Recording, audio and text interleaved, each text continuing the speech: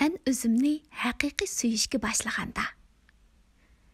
Özümni haqiqiy suyishga başlaganda meni qiynayotgan barliq azob va hissiy jihatdagi qiynalishlarning faqat o'zimning haqiqiy kimligiga qarshi yashayotganligimning ogohlantirish ekanligini bayqadim. Bugun men uning haqiqat deb atilganligini bildim.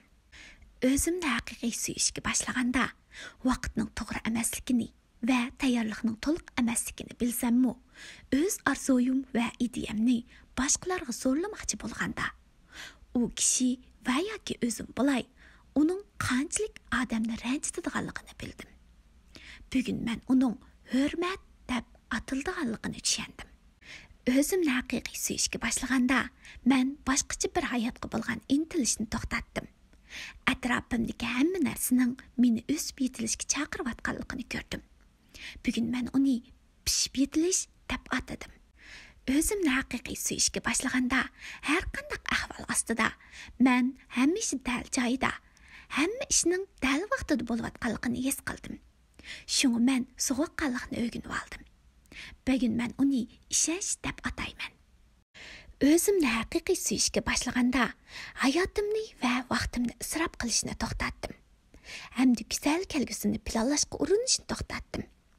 Bugun men faqat o'zimga xushallik va baxt tuyg'usi elib keladigan, o'zim yaxshi ko'radigan va meni ilhomlantiradigan ishlarni o'z usulim, o'z ritmim bilan qilaman.